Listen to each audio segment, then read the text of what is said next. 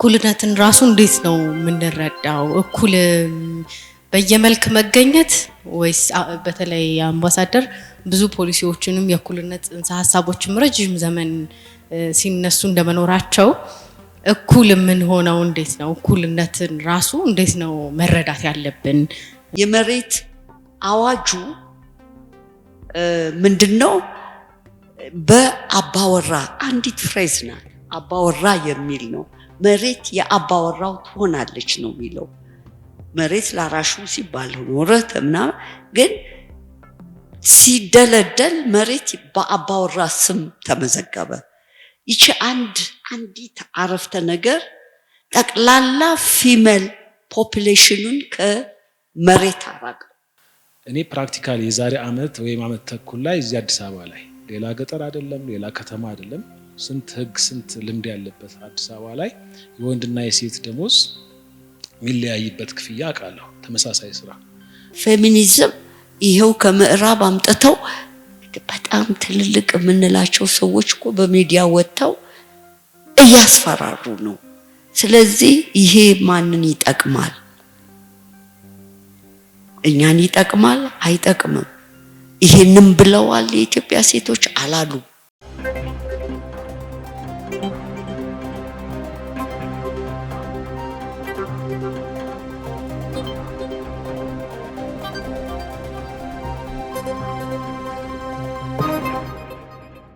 የሴት እኩልነት ችግር ዩኒቨርሳል። ቻይናዎች ግማሹን ሰማይ የምትሸከመው ሴት ነች ይላሉ። እኩል ትሪት ተደርጋቸዋል? ኖ። እኩል ይከፈላቸዋል? ኖ። የአሜሪካን ሴቶች አንድ መፈክር አላቸው። women's work never done። የሴት ስራ ማለቂያ የለውም። ሴቶች ትልቁን ስራ ይሰራሉ። ትልቁን የአሜሪካንን ለምሳሌ በሴክሬታሪነት ደረጃ የሚሰሩ ሴቶች ሁሉ ነገር ጨርሰው ፕሬዝዳንቱ እንዲፈርም ብቻ ነው የምታደርገው። ሴቷ ብዙን ስራ ትሰራለች። በአስተዳደግ ጉዳይ ያየን እንደሆነ ባልና ሚስት አንድ ወንድ አንድ ሴት ልጅ ቢኖራቸው ወንዱ ከወሰዳቸው ሰብጀክቶች ከ10 9ን ኤ አምጥቶ ቢ ቢያመጣ እናትና አባት እኩል አይደለም ትሪት የሚያደርጓቸው። I'm proud of you። ለወንዱ ቢ በማምጣቱ ከአንዱ ከ10 ከወሰዳቸው ትምህርት ውስጥ you stupid how come you don't score A ሲሉ ሴት ልጃቸው ሲ ያሰልፋት ትመጣለች። እናትና አባት ለዛች ልጅ ምንድነው የሚለው? I'm proud of you ብላ ታቅፋለች እናቱ። ወንዱ ኤክሴል እንዲያረግ ሲደረግ ሴቶች አሁን ይዘሩ ታደለች እንዳለችው ጥቅሶችሻችሁን እንኳን ኮድ ለማድረግ ወንዱ how chauvinist is። በአስተዳደግ ደረጃ ወንዱ እንዲያድግ ሴቷ እንድትቆረቁስ።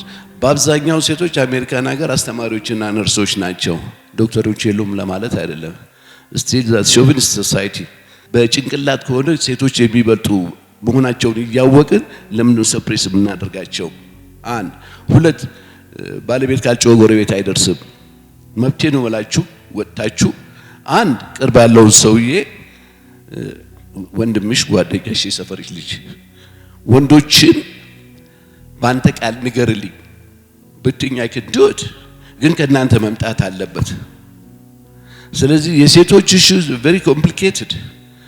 don't be too submissive don't be aggressive too።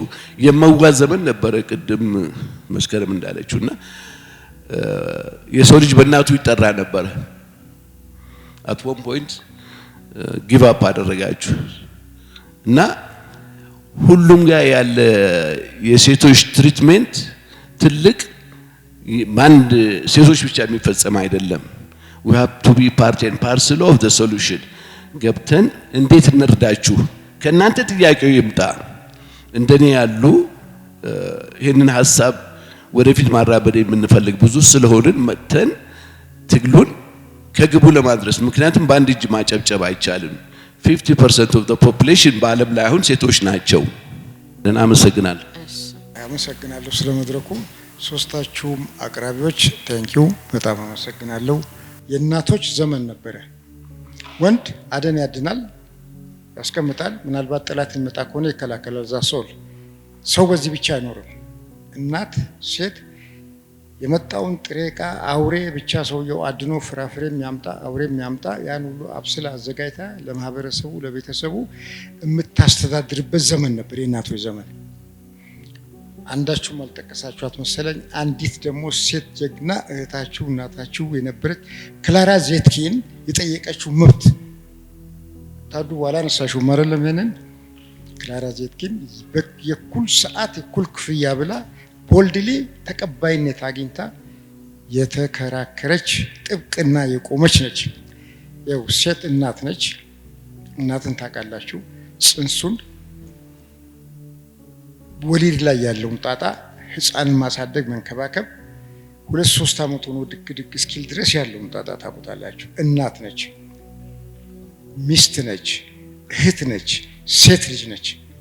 ሴት ሀገር ነች ማለት እንችላለን። ሴት ሀገር ነች። እሺ አመሰግናለሁ። እንግዲህ በቅድሚያ ምስጋናዬን በደንብ አፍርም ለማድረግ ያህል እስከዛሬ እንግዲህ በስርዓተ ጾታ ጉዳይ ዲስከሽኖች ኖረውኝ ሲሄድ ብዙ ጊዜ ወጣት ጎረምሶች ናቸው ተመልካች የሚሆኑትና ያው እቺ ቴክኖሎጂ ሶሻል ሚዲያ ያመጣችብን ተጽዕኖ ትዳራትም አትወዱም እናንተ የስርዓተ ጾታ ወሬ የምታወሩ ሴቶች እናትነት ሸክም ይመስላችኋል ይሉናልና ብዙ ጊዜ ጋሻችንን ይዘን ነው የምንሄደው ራሳችንን ለመከላከል። ዛሬ ግን ጋሻ እንደማያስፈልገኝ እንዲሰማኝ ስላደረጋችሁኝ በጣም አመሰግናለሁ። የሚረዳን ሰው እንዳለ እንዲሰማን ስላደረጋችሁን። አቶ አህመዲን ያነሱትም ሀሳብ እናንተ ባለቤቶቹ ካልጮሃችሁ እኛ እንደርስም ብለዋል። እንግዲህ እንደ ጥሩ ምክርና አስተያየት እንቀበለዋለን። እየጣርንም ያለነው እየጮህን ነው። እናቶቻችንም በር ዘግተው ብዙ ዘመን ሲጮሁ ነበረ። በእርግጥ ብዙ የነሱ ልፋት ነው ሀገር የገነባው። የበለጠ ደግሞ እኛ ያልተሰጠንን ደጅ ላይ ያለውን ስልጣንም እንካፈል ነው ጩኸታችን። ጠንከራ አድርገን እሱንም እንጠይቃለን። ፖዚሽናችሁን ውሰዱ፣ እስከሚሰጣችሁ አትጠብቁ የተባለውንም በደንብ እንተገብረዋለን። ትውልዱንም በዛ መንገድ እናስቀጥላለን ብዬ ተስፋ አደርጋለሁ። ይቅርታ፣ ሁለተኛው ሀሳብ የመጣው ስለ ክላራ የኢኳል ፔይመንት ፎር ኢኳል ጆብስ ዩሮፒያን ፎርዝ ዌቭ ሙቭመንት አካባቢ ላይ የነበረው ልክ ነው። በእርግጥ እኛ ሀገር እሱ ችግር ብዙም ስላልነካን ቅሬታ የሚያስነሳ አልነበረም። ሴቶች ወደ ፐብሊክ ስፌር ወጥተው ስራ መስራት ሲጀምሩ ህጉ በጸደቀበት ብቁ ሆነው ከተገኙ በዛ የደሞዝ ክፍያ እንግዲህ ተከፋይ ናቸው። በዛ ውስጥ ተጠቃሚ ስለነበር በጾታችን ምክንያት ለፍተን ሳይከፈለን ስላልቀረን አመልጠናል። ይሄ እንግዲህ እኛ እንደውም ከአውሮፓዎች ተሽለን እንደተገኘን ያሳያል። ችለን ከተገኘን በእርግጥ እኛም የምንከፍላቸው ሌሎች ሰዎች እንዳሉ ማረጋገጫ ይሆናል ማለት ነው። እና እንግዲህ እስካሁን የተወያየናቸው ነገሮች የተግባባንበትና ሚቹዋል ሪፍሌክሽን ያለው ሀሳብ ስለሆነ ተግባብተንበታል። ዋናው ወደ ስራ መመለስና ከዚህ በኋላ ደግሞ በሚታይ መልኩ ኢፌክቲቭ የሆነ ወይም ለውጥ ሊያመጣ የሚችል የእኩልነት እድል እንዴት መፈጠር አለበት የሚለውን ነገር መስራት ብቻ ነው የሚጠበቅብን ብዬ አስባለሁ። እንግዲህ አመሰግናለሁ። በአብዛኛው ኮመንት ነው አቶ አህመዲንም ያደረገው። ኩራባቸውም የጠየቀው ጥያቄ አለ። ለማንኛውም ትልቁ ጉዳይ እኔ አሁን የሴቶች ጉዳይ ኃላፊነት ይዤ በመመጣበት ጊዜ ዛሬ ያለው ህግ አይደለም 27 አንቀጾች in black and white የተጻፉ የቤተሰብ ህጉ ላይ የነበረ 27 በጣም ጨቋኝ የኛ ሀገር ነው ወይ ሊያስብል የሚችል አይነት ህግ ነው የነበረው 27 እና በኋላ ሚኒስትሮች ምክር ቤት በሚቀርብበት ጊዜ ፖሊሲው ያልነው እንዶ ጥሩነቱ እናንተም አለማወቃችሁ ህጉን ወንዶቹ ማያውቁትም ማንም አያውቀውም፣ ግን ተጽፏል። ታምናላችሁ? አሁን በህግ ደረጃ በባህል ደረጃ የተለያየ ኮሚኒቲ እንደዛ አይነት አስተሳሰብ ሊኖር ይችላል። ገና ነን፣ ግን በህግ ደረጃ ዲስክሪሚናቶሪ የሆነ ህግ የለም። ይሄንን እንግዲህ ሊሆን የቻለው ስለተሰራበት ነው። ከ27ቱ ህጎች በጣም ያስደነገጠን ሴቷ የልጇን ስም ማውጣት አትችልም የሚል በጥቁርና በነጭ የተጻፈ ህግ ውስጥ እና በስሙን የሚያወጡት የባለቤቷ ዘመዶች ወንድም፣ እህት፣ አባት ካለ ካልሆነም ሌላም ሊያወጣ ይችላል። ብቻ ባህላዊ ይሁን በጣም እንትን ያለ በምንም ከዚህ ዘመን ጋር ሊሄድ የማይችል ነገር የመኖሪያ ቦታን መምረጥ የሚለው በህግ ነው። በፕራክቲስ የመኖሪያ ቦታን መምረጥ ሁለቱ ሊስማሙ ይችላሉ። በፕራክቲስም ያለ ነገር ነው። ወንዱ የሚወስዳት ቦታ ነው የሚሄደው። ለዚህ ነው ለምሳሌ ከመሬት ይዞታ ጋር የሴቶች አክሰስ ቱ ላንድ የነበረው ችግር አሁንም ያለ ችግር አለ። ህጉ ላይ ቢኖርም ህጉ ስር ሰዶ ታች ድረስ ወርዶ መፈጸም የሚችልበት ደረጃ ላይ አይደለም። ምክንያቱም እውቀት የለም።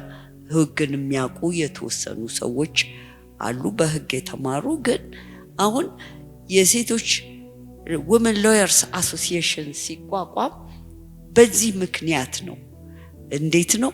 ህገ መንግስቱ ወጣ። ህገ መንግስቱ ውስጥ አርቲክል 35 የሚባል አለ፣ አርቲክል 36 አለ። አርቲክል 35 የሴቶችን መብት 12 ፕሮቪዥንስ ናቸው ያሉት። የአርቲክል 36 የልጆችን መብት የሚደነግገው ነው። አሁን ለምሳሌ ባለው የፖለቲካ ዲስኮርስ ህገ መንግስቱን ቀደን መጣል አለብን ምናምን የሚሉ ሁሉ አሉ። እንዲቀደድ የሚፈልጉ አሉ። ሌላ ኮምፕሊትሊ አዲስ ህገ መንግስት የሚወጣ ከሆነ የሚል እሳቤ አለ። የተለያየ ነው አስተሳሰቡ።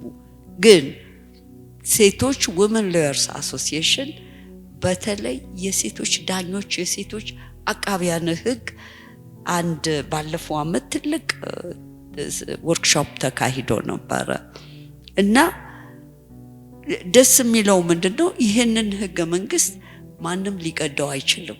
አርቲክል 35 እና 36 ኢንኮርፖሬት ማድረግ ህገ መንግስት ሊመጣ አይችልም የሚል ዩናኒመስ የሆነ አቋም አለ። የሴቶች እንግዲህ ህግ ላይ የተጻፈ ነገር ዋናው መብት ማስከበሪያ ነው። ህጉን ሁሉ ሰው አውቆ መብት ያስከብራሉ፣ እሱ ሌላ ነገር ነው። ግን በህግ ደረጃ የተጻፈ የሴቶችን ዲስክሪሚኔት የሚያደርግ እንትን የለም፣ ተነስቷል ማለት ነው። ኢን ፕራክቲስ አለ ወይ? ኢን ፕራክቲስ ገና ብዙ የሚቀረን ነገር ይኖራል። ፕራክቲካል የሆኑ እንትኖች አሉ። ለምሳሌ የሴቶችን ቦዲ ኢንቴግሪቲ፣ የሴቶችን የሰውነት የሚጎዳ ግርዘት ምናምን ሁሉ ነገር እዛ ውስጥ ነው። ያለ እድሜ ጋብቻ እሱ ሁሉ ህጉ አለ 18። ግን በተለያየ ምክንያት የማይፈጸምበት ሁኔታ አለ። መክሰስ የሚፈልግ ግን ህግ ፊት ማቅረብ የሚፈልግ ግን ይቻላል ማለት ነው። አሁን በቅርቡ ለምሳሌ ወደ ኋላ ሄደናል። አሰስ አድርገው ወደ ኋላ የሄድን ነው። ኮንፍሊክት ባለባቸው አካባቢዎች በጣም ህፃናቶች ለጥቃት ይጋለጣሉ።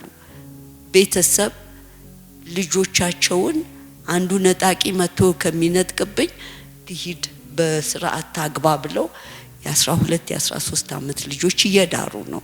እና ምንድነው ወደ ኋላ የሄድን ነው በሚለው ለሴቶች ከምንም በላይ ሰላም አስፈላጊ እንደሆነ ሰላም በሚጠፋበት ጊዜ መጀመሪያ ቪክቲምስ ሴቶች እንደሚሆኑ የታየበት ነው። በአገራችን ነው ቬስትድ የሆነ ኢንትረስት ሊኖረን ይገባል። ሴቶች ሰላማዊ ሁኔታ እንዲፈጠር ማለት ነው። ቀጥታ ለኔ መጣ ጥያቄ የለም፣ ግን ምናልባት ቅድም ካልተናገርኩት እና ሁሌ በጀንደር ኢሹ አይ ቲንክ ፕሪንሲፕል መሆን አለበት ብዬ ማስበው በኢንቴንሽን የሚጠፉ ጥፋቶች አሉ። ከዛ ግን በእውቀትም ደግሞ የሚጠፉ ነገሮች አሉ፣ ማለትም በእውቀት ጋፕ ማለት ነው። ስለዚህ ሁሌ ግን ስለ ጾታ ጉዳዮች ስናወራ ኢንቴንሽናችን ላይ ብዙ ኤምፋሳይዝ እናደርግና መሆን አለበት ኦፍ ኮርስ፣ ግን ሌላውን ትንሽ ዲስሪጋርድ እናደርጋለንና ለምን እነዚህ አይነት ነገሮች ይፈጠራሉ? በተለይ ኢንተርናላይዝድ ለሆኑ ኢኒኳሊቲስ በቂ አይሆንም። ሁሌ ኢንቴንሽንሽን ለሴት ጥሩ ሀገር እንዲመሰረት እንፈልጋለን፣ እኩልነት እንዲመጣ እንፈልጋለን፣ አስቸጋሪ ሁኔታዎች እንዲቀሩ እንፈልጋለን የምንላቸው ነገሮች ኢንተርናላይዝድ የሆኑ ነገሮች አይቀሩም። ምክንያቱም ስለማናቃቸው ችግሮቹን በበቂ ካላወቅን አድሬስ ማናረጋቸውም፣ አድሬስ ካላደረግናቸው ወደ ሶሉሽን አንመጣም ማለት ነው። ስለዚህ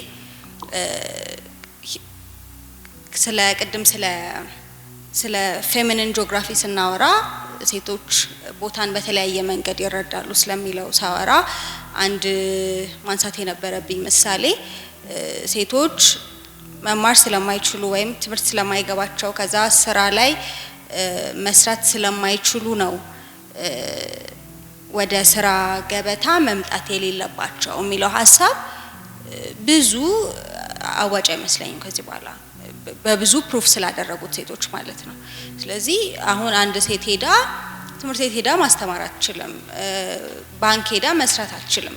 አትሊስት በጣም ብዙ ሰው የሚሰራውን ስራዎች ስነግርሽ ማለት ነው። ኤክስትራኦርዲናሪ ስለሆኑ ነገሮች የተለያየ እንትን ሊኖር ይችላል፣ ግን አንድ ቦታ ሄዳ ማከም አትችልም ብሎ የሚያስብ ሰው በጣም ጥቂት ነው ከተማ ውስጥ። ብዙ ሴቶች ከተማ ውስጥ ስራ ያቆማሉ ከተማሩ ስራ ከጀመሩ በኋላ በቤተሰብ ኃላፊነት ምክንያት። አሁን ይሄ አንቲዮራይዝድ ጉዳይ ነው። ተምረዋል፣ ኤምፓወርድ ተደርገዋል፣ ግን ደግሞ ኬር የሚባለው የነበረው ትራዲሽናል ጫና አልቀነሰላቸውም። ከዛ እያቆሙ ነው። ከዛ ከተማው አይመችም የሚሉ ኮሜንቶች እያያችሁ ከሆነ ስራ ቦታ እኮ አይመችም፣ መንገዱ እኮ አይመችም፣ መስራት እኮ ደስ ይላል፣ አዎ ግን እንትኑ አይመችም፣ ስራ ቦታ አይመችም የሚሉ ኮሜንቶች አሉ አይደል?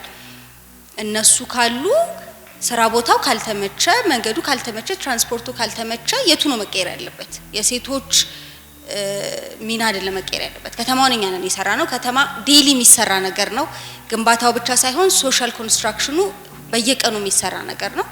ስለዚህ አሁንም ልንለውጠው እንችላለን የሚለውን የምናውቀው ይሄን ፕሮብለም ወደ እውቀት ስናመጣ ነው። ስለዚህ ሁሌ የጥሩነት የመጥፎነት ሴቶች ይችላሉ ብሎ የማመን ያለማመን የመፈለግ ያለመፈለግ ብቻ ሳይሆን የሪሰርች የእውቀት ቫኪዩም አለ። ይሄ በብዙ ጉዳዮች ያለ ይመስለኛል። እኔ አሁን ጀንደርን የማየው ከአርባን ቲዮሪ በመነሳት ነው ጀንደርን እየዳሰስኩ ያለሁት እንጂ ጀንደር ባለሙያ አይደለም። ስለዚህ ከጤናማ አንፃር ደግሞ እንደዚህ አይነት ጋፖች ይኖራሉ ከፋይናንስ ከተለያየ አቅጣጫና እውቀትን ያው እኩል ኤምፋሲስ ብንሰጠው ለማለት ነው። የከተሜነት ነገር ከሲሃም ተቀብዬ ስቀጥል ራሱ ተፈጥሮን ተቃርኖ የተሰራ ሌላ ግን ምቹ ለመሆን የተሄደ መንገድ ስለሆነ የሴት ደግሞ ለተፈጥሮ ቅርብ መሆንና ከተሜነትን ማስማማት ወይም እንደምትለው የተመቸቹን ለሴት የተመቸቹን ከተሜ እለት እለት የምንጋፈጠው ህይወትም ስለሆነ ምንናፍቃት ናት። ምናልባት እኔ ላነሳቸው የፈለኳቸው ጥያቄዎች እንዲሁ ጠቀስ ተደርገው የታለፉ ነገሮች መካከል ለምሳሌ እኩልነት ሐሳብ እኩልነትን ራሱ እንዴት ነው የምንረዳው? እኩል በየመልክ መገኘት ወይስ በተለይ አምባሳደር ብዙ ፖሊሲዎችንም የእኩልነት ጽንሰ ሐሳቦችም ረጅም ዘመን ሲነሱ እንደመኖራቸው እኩል ምን ሆነው እንዴት ነው እኩልነትን ራሱ እንዴት ነው መረዳት ያለብን የሚለው ቢነሳ ደስ ይለኛል። ሌላ የስልጣንን ነገር ገልብጠን ልንረዳ ስንሞክር የአንዳንዶቹ ቢሆንስ ብለን የምናልፋቸው ነገሮች ቢኖሩ የሚሉ ሀሳቦች ነበሩና ስልጣንን ከትህትና ወይም ከፖላይት ጋር አይተነዋና የምናውቅ አይመስለኝም እና ምናልባት ሴቶች ወደ ስልጣን ሲመጡ ያለ አንድ መልክ ሊሆን ይችላል ወይስ ስልጣን ውስጥም እሱ እንደ አንድ ክፍል መነሳት የሚችል ነገር ሊሆን ይችላል ወይ? የእኩልነት ጥያቄ ነው አይደል? እንዴት ነው የምናየው የሚለውን ነው። እኔ የእኩልነትን ጥያቄ የማየው አንድ ከህግ አንፃር የተለየ ትኩረት ወይም የተለየ ተጽዕኖ የሚያደርግ እኩል የማያደርግ በህግ ሲቀረጽ በጣም የከፋ ነው ከምንም ነገር በጣም ምክንያቱም ስብዕናዋን ሁሉ እንትን የሚል ነው።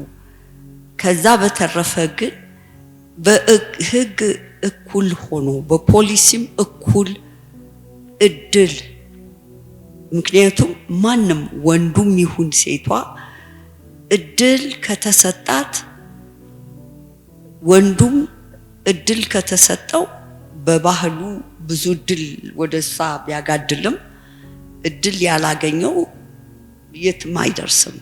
እድል ያገኘው ግን የተሻለ ቦታ ይደርሳል።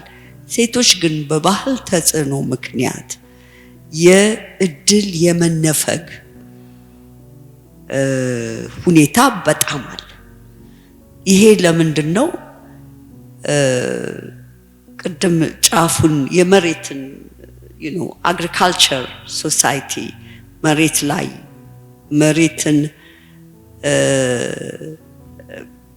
የአክሰስ ለማድረግ የሴቶችን መሬት እንዲያገኙ የማድረግ ምናምን እንትን በባህሉ ባሎ አግብታ ብትሄድ የሌላ ቤተሰብ ነው መሬቱ የሚሆነው የሚል እሳቤ አለ። ወይም ደግሞ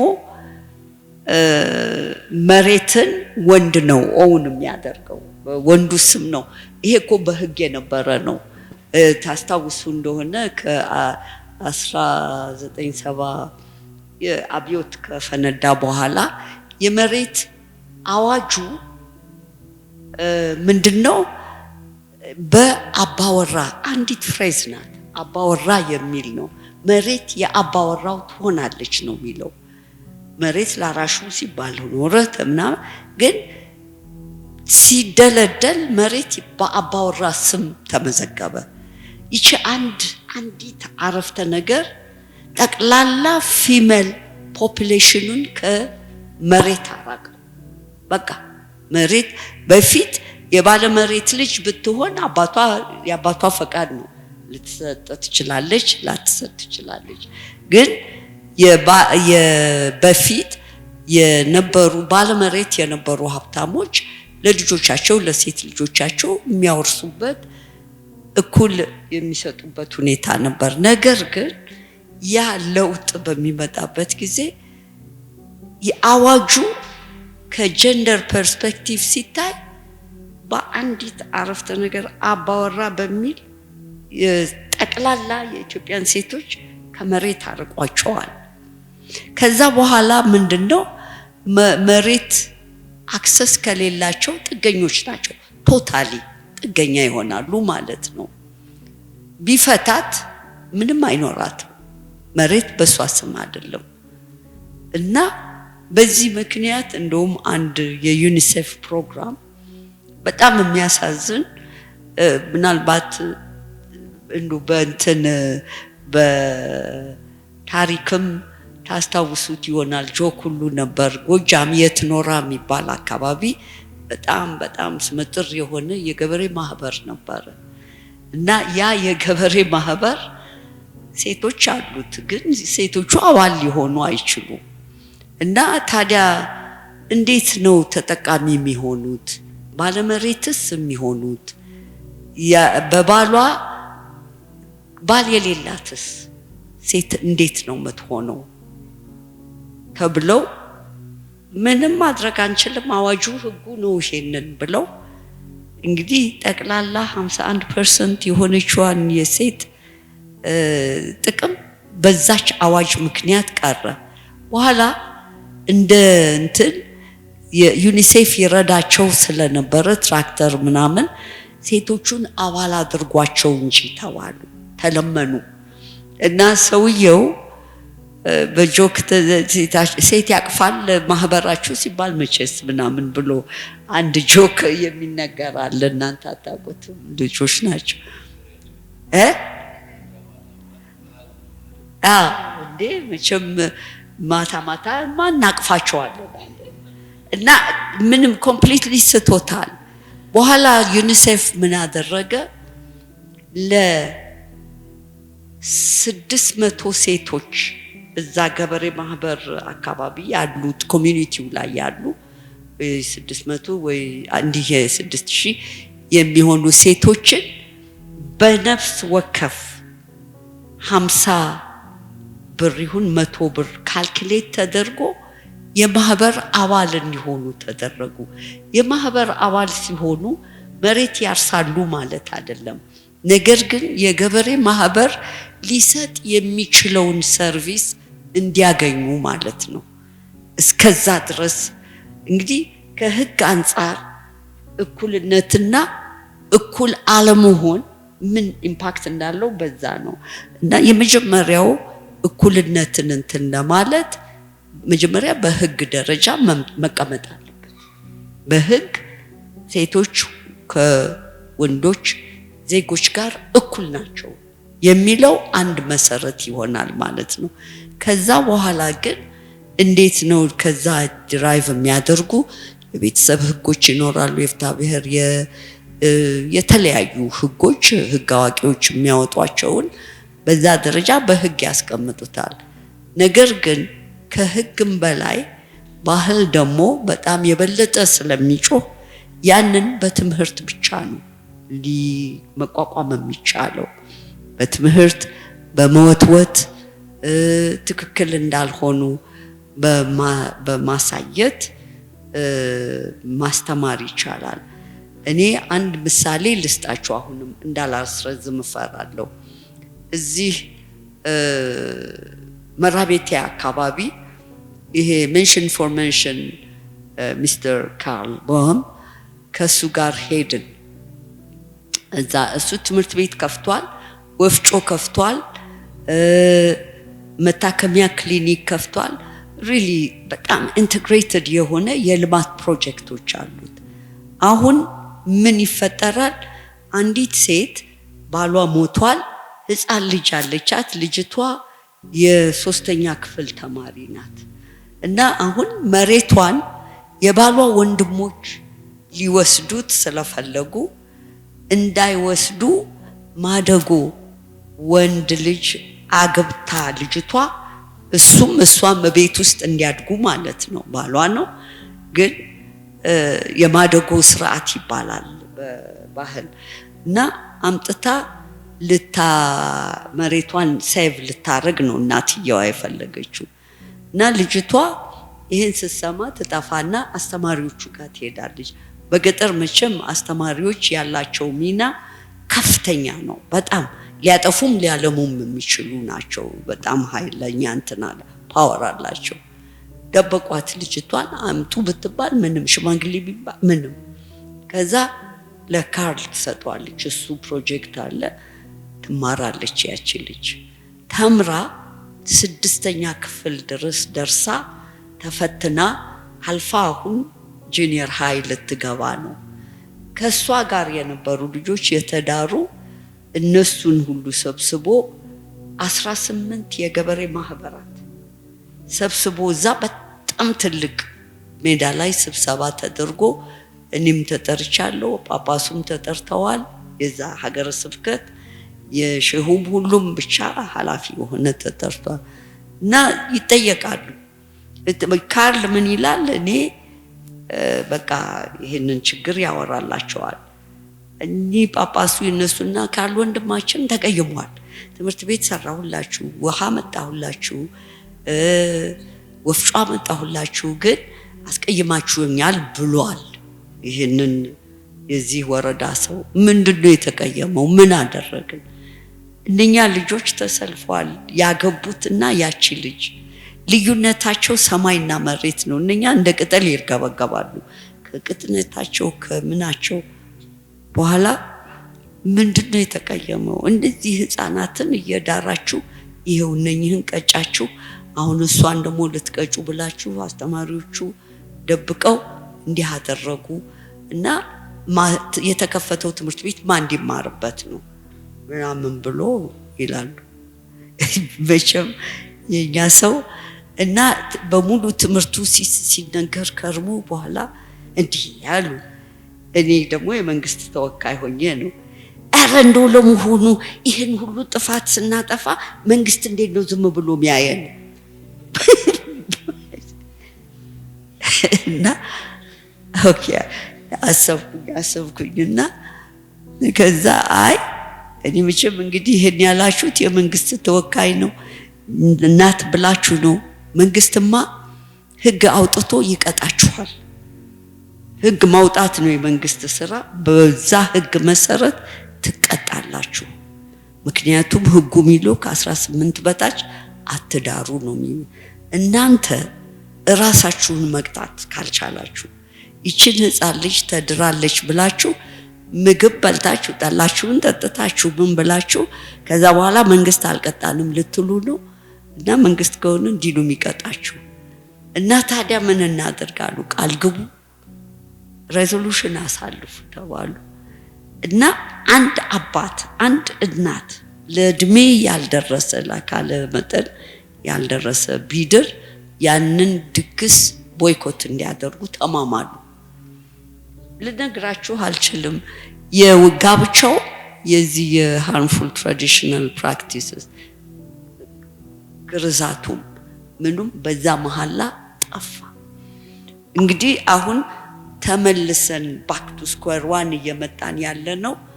አሁን አይታችሁ እንደው ኦብዘርቭ አድርጋችሁ እንደው አስተውላችሁ እንደሆነ ህፃናቶች ይሄ ኮንፍሊክት ካለበት ኤሪያ ከሰሜን ሸዋ ከጎንደር ከምን መተው እዚህ ሰው ቤት ለመቀጠር እንትን የሚሉት የ8ኛ የ10ኛ ክፍል ተማሪዎች ናቸው።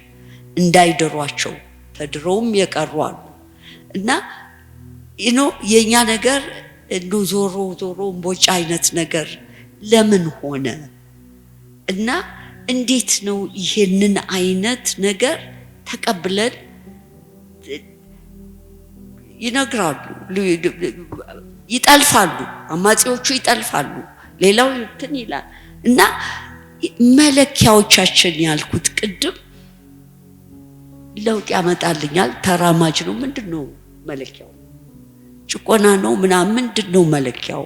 እያለን ቱልስ ካላስቀመጥን ነገራችን ሁሉ የምባይካብ ነው የሚሆነው ብዬ ነው ማምነው። እኩልነት የኦፖርቹኒቲ እና የህግ ጥያቄ ያለበት ነገር ነው ብዬ ነው ማምነው።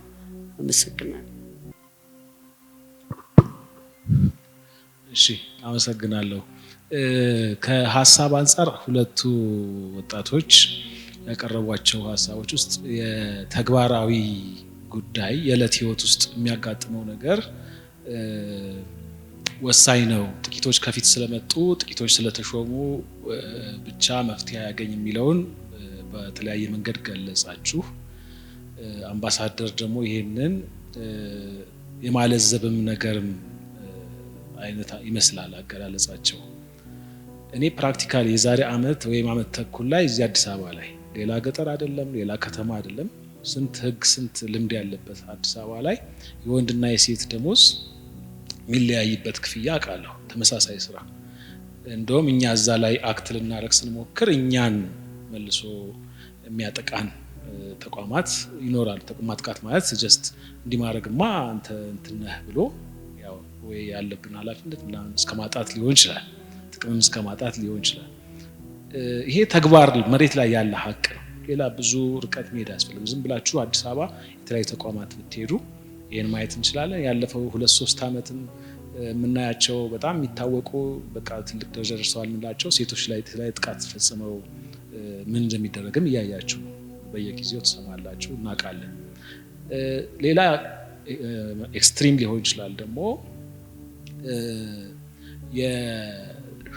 የኃላፊነት ላይ ወጡ ሴቶች እህቶቻችን በተለያየ ምክንያት የተሰጣቸውን ኃላፊነት ለመወጣት በሚያደርጉት ጥረት ከዛም የሚጎነተሉት እና የሚፈጠርባቸው ጫና ሳይኮሎጂካሊ የተረጋጉ እንዳይሆኑ የማድረግ እና በጣም አግሬሲቭ እንዲሆኑ መጀመሪያ በጣም ኩል የነበሩ ጥሩ ኮሚኒኬት የሚያደርጉ የነበሩ ሰዎች ልክ ስልጣን ላይ የወጡ የሆነ ኃላፊነት ላይ የወጡ ሲሄዱ ያንን ስልጣናቸውን አሰርት ለማድረግ ትንሽ አግሬሲቭ የመሆን እና ያ ደግሞ ባህላችን ይሆን ወይ እንደዚህ አግሬሲቭ ያደርጋቸው ኮሚኒኬሽናችን እነዛን ሴቶች የምናይበት የምናነጋግርበት ወይ የሚሰጡትን መመሪያ የምንቀበልበት ስራው የሚፈጸምበት መንገድ እነሱን የበለጠ እያበሳጫቸው ስለዚህ አግሬሲቭ ካልሆንን ሚል መንገድ ተከትለ ይሆን ሚል ዝም ብሎ ጥያቄ አለኝ።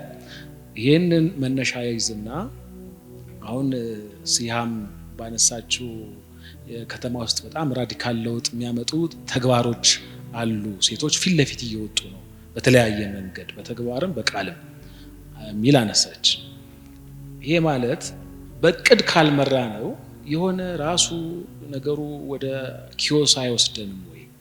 የሆኑ ሰዎች የሆኑ ሴቶች ይገባናል የሚሉትን ስልጣንና መብት ክብር ለማግኘት በጣም ራዲካሊ ይሄዳሉ ስላወቁ የሚገባቸውን ስላወቁ ሲስተሙና ባህሉ ኢንተርናላይዝ ያልተደረጉ ባህሎች ደግሞ ይቃወማቸዋል ያስራቸዋል ወደ ኋላ ይጎታቸዋል። ሁለቱ መሃል ኮንፍሊክት አይኖርም ወይ? ይሄ ኮንፍሊክት ፋይናሊ ኪዮስ አይፈጥርም ወይ የሚል እንዲሁ ጥያቄ አነሳው። ምናልባት አምባሳደሮች እንዲለዝብ ማድረግሽ ትክክል ነው ወይ?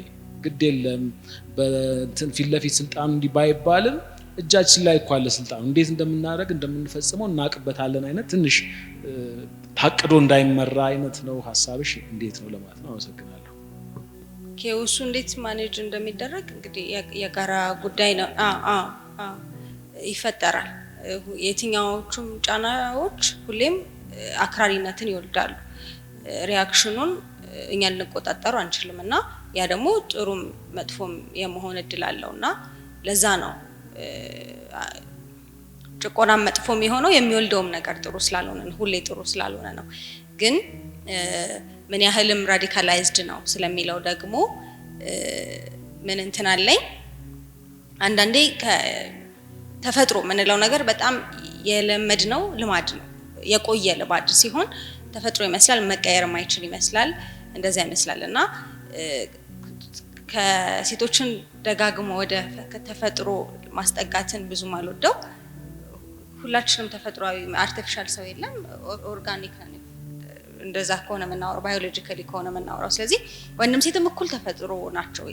ለተፈጥሮ የሆነ ሰው የተለየ ሪስፖንሲብል ሊሆን አይገባም። ይሄም የሚፈጥረው ሌላ ኢምባላንስ ስለሚኖር ማለት ነው። ስለዚህ ሴት ለተፈጥሮ የቀረበች ስለሆነች ለእንደዚህ የቀረበች ወንድም ለተፈጥሮ የቀረበ ነው። ሁሉም የሰው ልጅ ለተፈጥሮ የቀረበ ነው። ስለዚህ ይሄ ተፈጥሮን ባህልን ኤቲክስንም ጭምር በሴቶች ጫንቃ ብቻ ለማስቀጠል መሞከር ተገቢ አይመስለኝም። ኮንሲስተንት መሆን አለበት ሰው ለሚያምነው ነገር እንዴት ማህበረሰቡ ምን አይነት ማነር ይኑረው የሚለው ላይ እንለያያለን። ግን እንዲም ይሁን እንበል ላልነው ነገር ኢኳሊ ነው አክት ማድረግ ያለብን ኢኳሊ ነው ሪስፖንሲብል የምንሆነው እንጂ ማህበረሰብ እንደፈለገ ይሆናል ግን ባህሉና ወጉ ምናምን በሴቶች በኩል ይቀጥላል የሚለው እንትን የሚያስኬድም አይመስለኝም። የሚወልደውም ራዲካላይዜሽን ነው። ስለዚህ ባላንሱ ከመጀመሪያ ከነበረው ጫና ይመለሳል ብዬ አስባለሁ። ግን ከዛ በፊት የሆነ ነገር አንስተህ ነበር መመለስ ፈልጌ ነበር። አለዝበሽዋል ነው የምትለኝ? I don't know አላለዘብኩትም። እኔ ማምነው እንዳላለዘብኩት ነው። ምን ማለት ነው ማለዘብ? ደበቅ በቃ አድርግሻል ነው። አዎ ለውጥ ያስፈልጋል።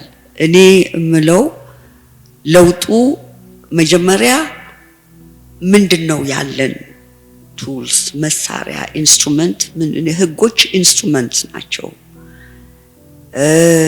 ኮንቬንሽንስ ኢንስትሩመንት ናቸው። አግሪመንት ኢንስትሩመንት ናቸው።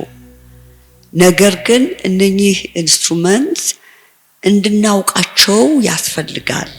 ራሳችንን ማብቃት የምንችለው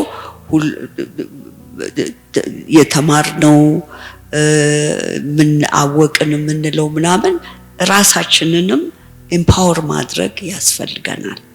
ኤምፓወር የምናደርገው በማንበብ፣ በማወቅ፣ በመስማት፣ በተግባር ደግሞ እንዲውል በመጣር ነው። እኔ ምንድነው ያልኩት በህግ ደረጃ ብዙ ሄደናል። በህግ ደረጃ እንዳልከው ፎር ኢኳል ጆብ ኢኳል ፔይመንት የሚለው ነገር እንግዲህ እሱን በተለይ በእኔ ማውቀው ለምሳሌ በጡረታ አንዲት ሴት ሰራተኛ በምትሞትበት ጊዜ ጡረታዋን አይሰጥም ነበረ። some few years back ይሄ ነበረ አይሰጥም እና ለምንድን ነው ብለን ተከራከርን። ሴቷ ተቆርጦባት ደሞዟ የመንግስት ኮንትሪቢዩሽን ተጨምሮበት ስትሞት ለምንድን ነው ልጆቿ ማያገኙት? ባሏ ስም ማያገኘው? እሱ ባሏ ቢሞት ሴቷ ታገኛለች፣ ልጆቿም ያገኛሉ። ለምንድን ነው ይሄ ማይሆነው? ምንድነው ያሉን? ለአርጊመንት ያኔ ህጉ ሲወጣ ድሮ 1940 ምናምን ሲወጣ ብሬድ ዊነር የነበረው ወንድ ነው። ስለዚህ ጡረታን እሷ ይመለከታል ብሎ ስላላያት የጡረታ መብቷ አልተከበረም። አሁን ግን አሉ እንዲከበር ከፈለጋችሁ ለምሳሌ ያ ቤተሰብ ባል ቢሞት ወር እናት ብትሞት ሰራተኛ የነበረች ሴት ብትሞት ቤተሰቡ ጡረታውን ያገኝ፣ ልጆቿ ጡረታዋን ያግኙ ከተባለ የባሏ ደሞዝ ይበልጣል ወይስ የሷ ደሞዝ? የባሏ ደሞዝ ከበለጠ ምርጫው ኦፍ ኮርስ ኢንከሙ ከፍ ያለ እንዲሆን ለቤተሰብ የባልየውን ይመርጣል። የሴቷ ከበለጠ የባልየው ቀርቶ የሴቷ ይሆናል አሉን። እንደዚህ አይነት እንትኖች የማናቃቸው ነገሮች ነበሩ። ሳናቃቸው ብዙ የሚያልፉ ነገሮች ስላሉ ነው ህግን በተለይ እንትን ማለት ያለብን። ሲንግል ከሆነች ባል የሌላት ከሆነች ግን መብቷ ነው። ያገባች ሴት ከሆነች ግን ዲናይድ ትሆናለች። እንዲህ አይነት እንትኖች ነበሩ እና አሁን ያ በምን አይነት ድንጋጌ ይቀመጥ የሚለው እንግዲህ ከነዛ ከ27 ዲስክሪሚናቶሪ ህጎች ከተባሉት ውስጥ ነው። ይሄ የሲቪል ሰርቫንት እንትን ነው። አሁን በግል ካምፓኒዎች በፕራይቬት ካምፓኒዎች የሚሰሩ ሴቶች ለእኩል ደሞዝ እኩል ስራ ለእኩል ስራ እኩል ደሞዝ እንዳልነበረ በጣም ይታወቅ ነበር። ግን ብዙ ትግል ይደረጋል።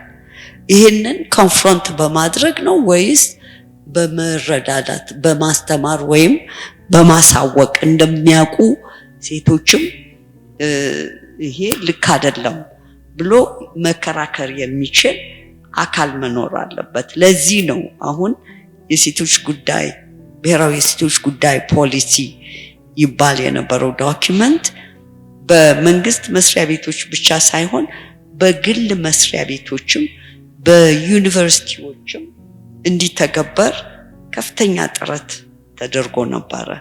ይሄ የሚጠቅመው ምንድነው?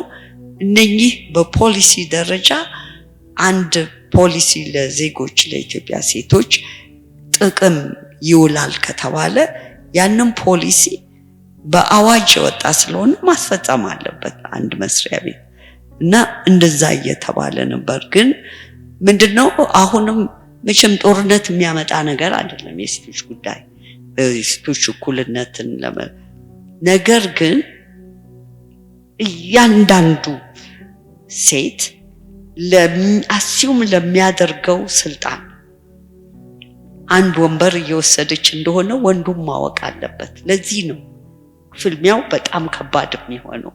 ምክንያቱም መስጠት ማለት ነው።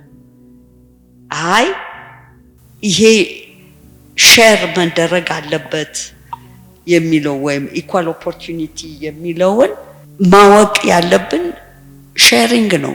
ስልጣንም ሼር እንድናደርግ ነው የሚጠየቀው ያለው።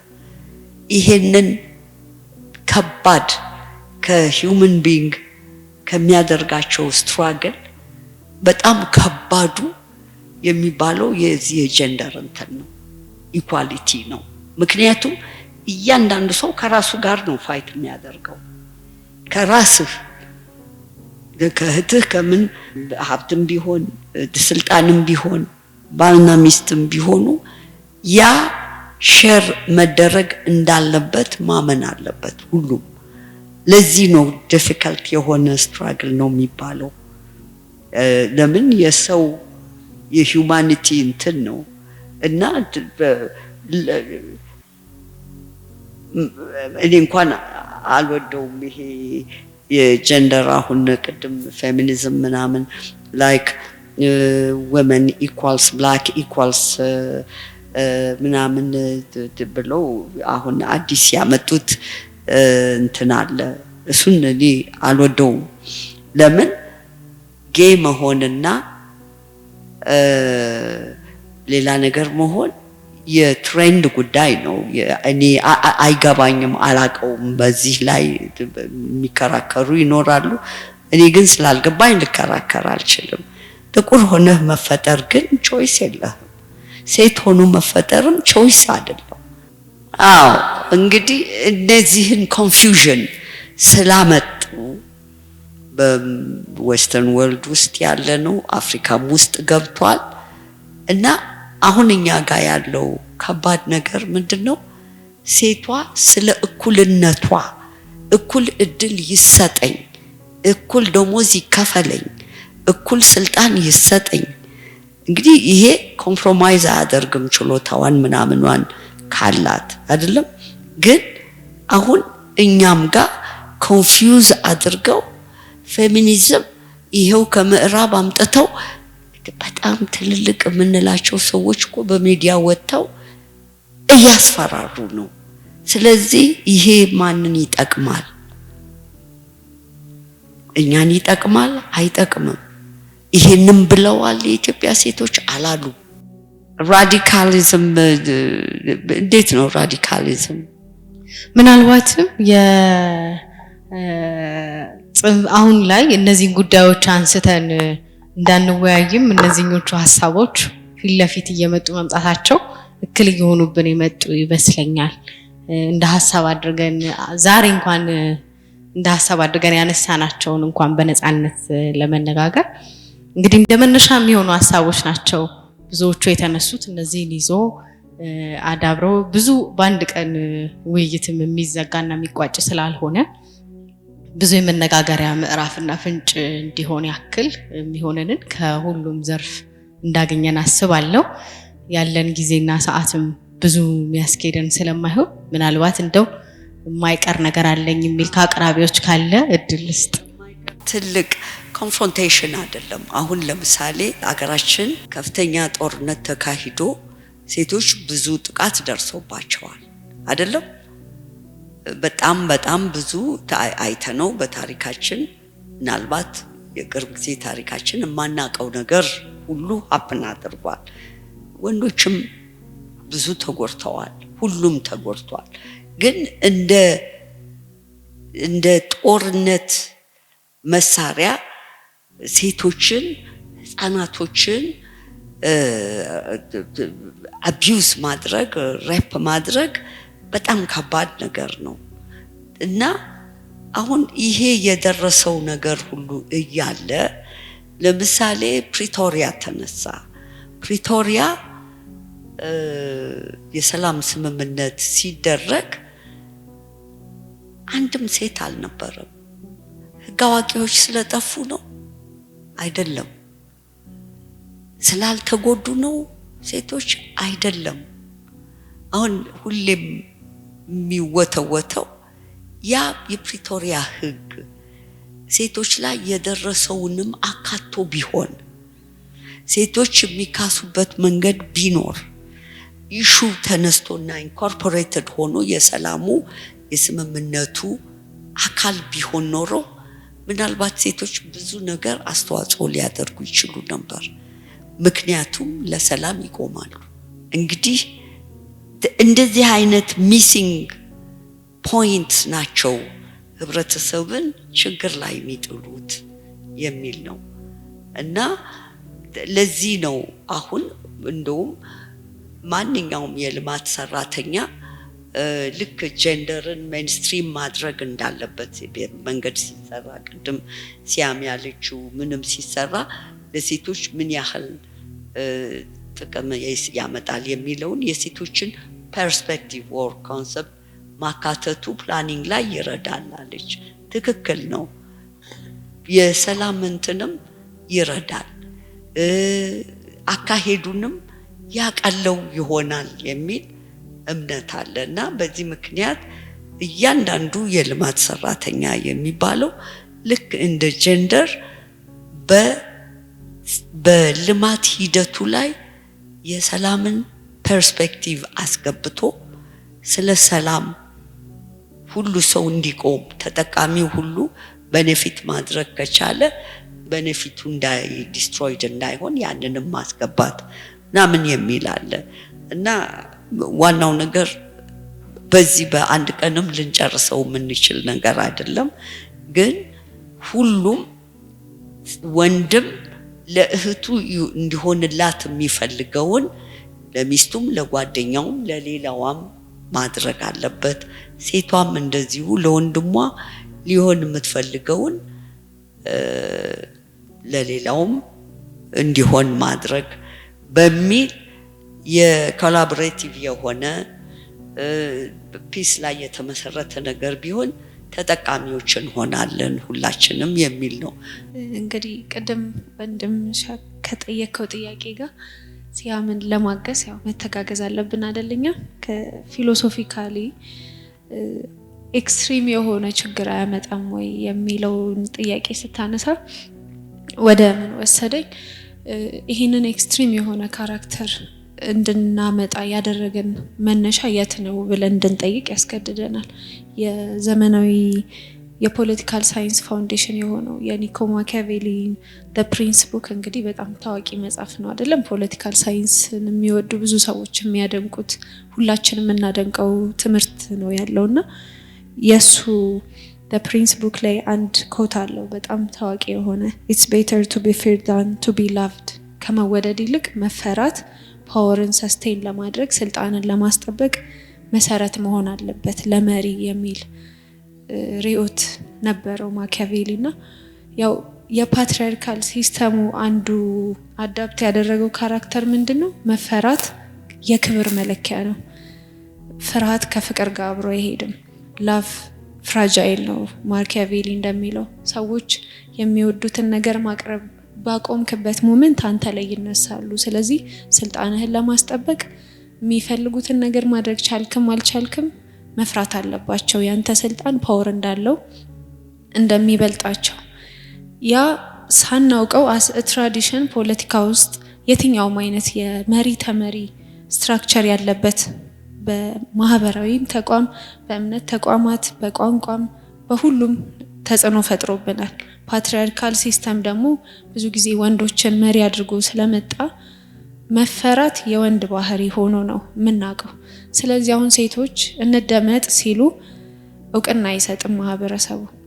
ሶፍት ካራክተር ካይንድነስ የሴት ባህሪ የሚባሉት ለዘብ ያሉ ሰላማዊ ቋንቋዎች ሁሉ ከመሪ ባህሪ ጋር አይሄዱም ብለን ነው የምንረዳቸውና ለመደመጥ ካላቸው ዲዛይር የተነሳ እነዛ ሴቶች ምናልባት ከቋንቋ ከባህል ከስርዓት ከእሴቶቻችን ሁሉ ጋር የሚጣሉ እጅግ በጣም በሚያስደነግጥ ሁኔታ በተለይ አሁን ባለንበት ዘመን ሶሻል ሚዲያ ትልቅ ፓወር ነው። ወደድንም ጠላንም ሁሉም ሰው መረጃ ቤቱ ድረስ እጁ ድረስ ይመጣለታል። በስርዓት በፍቅር ያደጉ ብዙ ወጣት ልጆች በገዛንላቸው ስልኮቻቸው ሲጠፉ እያስተዋልን ነው። ያ የአለመደመጥ ህመም ነው። ኬኦቲክ የሆነውን ስትራክቸር የፈጠረው። መፈራት ያለው ብቻ ነው ስልጣን የሚይዘው የሚለው ስትራክቸር ባህላችን ውስጥም ስላለ ማህበረሰባችንም ስለለመደው እሱ እኮ ተናጋሪ ሰው ነው ጎበዝ ነው የሚባለው ጠንከር ያሉ ኃይለኛ ቃላቶችን የሚጥል ሰው ነው። ለስለስ ባለ ሁኔታ ፍቅር በተላበሰ ሁኔታ የሚናገር ሰው ሰብአዊነት ይሰማዋል ሳይሆን ምናልባት ፈሪ ነው ወይም ያሽቃብጣል ነው በቃ ምንለው። እውቅና ራሱ አንሰጠው። ሐሳቡ ጥሩ ቢሆንም አይደመጥም። ስለዚህ ለውጥ መኖር አለበት ብለን ዲስከስ እናደርግ። በተለይ አሁን ብዙ መረጃዎችን ብንመለከት እጅግ በጣም ብዙ ትምህርት ያላቸው በኢኮኖሚክ አብዛኛው ወንዶች የሚበልጡ የተደራጀ ቤተሰብ የሚመሩ ትልልቅ ስልጣን ላይ ያሉ ሴቶች የሚያደምጣቸው ስለጠፋ ብቻ እኮ ከባህላችን፣ ከእምነታችን፣ ከስርዓታችን ቀጥተኛ ተቃራኒ የሆኑ እርምጃዎች ውስጥ ገብተዋል። ኤክስትሪም የሆነ የፌሚኒዝም እንቅስቃሴ ውስጥ ገብተዋል። እልሁ ነው ያንን የፈጠረው። መነሻቸው እልህና ጥላቻ አልነበረም ብዬ አስባለሁ። ለውጥ የማምጣት ጉጉት ነበራቸው፣ ግን የሚያዳምጥ ስላልነበር የሚያስጨርስ ክብርን የሚሰጥ ሰው ስላጡ እንደውም አሳያለሁ በሚል አይነት ሁኔታ አሁን ማንወደውን ስትራክቸር ፈጥረውብናል። ሁላችንም የምንፈራው ማለት ነው። እና ይሄ ኬኦቲክ ያደረገብን ነገር ያንን ጽንፍ የፈጠረው ምንድነው? የሚሰማ መጥፋቱ ነው። ትክክል ነው እያልኩ አይደለም። እሳት በእሳት አይጠፋም አይደል? ውሃ ካልተደፋበት እንግዲህ ሀገር በሙሉ ነው የሚያቃጥለው። ያ የተነሳውን እሳት ለማብረድ ያለን መፍትሄ ምንድነው? ምን አታችሁ ነው እንዲህ ያደረጋችሁት? ምን ጎሎ ነው? የቱ ይስተካከል? ምን እናድርግ የሚል ስርዓት መሰራት አለበት። አምባሳደርም እንደገለጹት በህግ ደረጃ ህጎች መስተካከል አለባቸው። ሴቶችን የሚያሙ የማይመቹ ደስታን የሚከለክሉ ነገሮችን ማፍረስ መቻል አለብን። ቋንቋዎቻችን፣ ባህሎቻችን፣ ተቋማቶቻችን በሙሉ ሪፎርም መደረግ አለባቸው። የሁሉም ነገር አላማው ሂዩማኒቲን ሰርቭ ማድረግ ስለሆነ ህግ ለሰው እንጂ ሰው ለህግ አልተሰራም አይደለም። ስለዚህ ሰውን ማገልገል የሚችል ኮሚኒኬሽን ከፈጠር ያ እነዛ ሰዎች የገቡበት ኤክስትሪም የሆነው እርምጃ ይቀለበሳል። ፍቅር የማያሸንፈው ነገር የለም። እንግዲህ ትልቁ ኢንቪዚብል የሆነ ዓለምን የሚያደቀው ንጉሱን ከስልጣን አውርዶ እንኳን መሬት የሚያስቀምጠው ፍቅር ነው አይደል? ስለዚህ ያ ፍቅር ደግሞ በመሰማት ውስጥ ስለሚገለጽ ምናልባት ምን መደረግ አለበት ብሎ የሚያደምጠው አካል ከተገኘ ያ ኬኦቲክ የሆነው ኤክስትሪሚስት የሆነውን ጥያቄዎች መመለስ ወደ ሚድል ማምጣት እንችላለን ብዬ አስባለሁ። ስለዚህ መደመጥ እንፈልጋለን፣ አዳምጡን። ወደዛ ግን አንሄድም፣ እኛ አንሄድም። ለጊዜው እነሱን ለመመለስ ነው ጥረታችን። እንግዲህ ግል አታዮችም ብዙ የሚያልቁበት ሀሳብ ስላልሆነ ቀደም ብለን እንዳልነው ነገሩን ብዙ ለማብሰልሰል እናሻግረውና እንግዲህ ለሀገር ግንባታ የሴቶችን ኃላፊነት ውሳኔ ሰጭነት ዛሬ በኋላ እንዲህ ባለ መልክ ካነሳ ነው። ቀጣይ ደግሞ ሳምንት በሌላ ሀሳብ በሌላ መድረክ ላይ ይጠብቃችኋል። አክብራችሁን ስለቆያችሁ ይህ ሁሉ ሀሳብ ስለተንሸራሸረም አቅራቢዎቹንም እናንተንም ታዳሚዎች ከልብ እናመሰግናለን።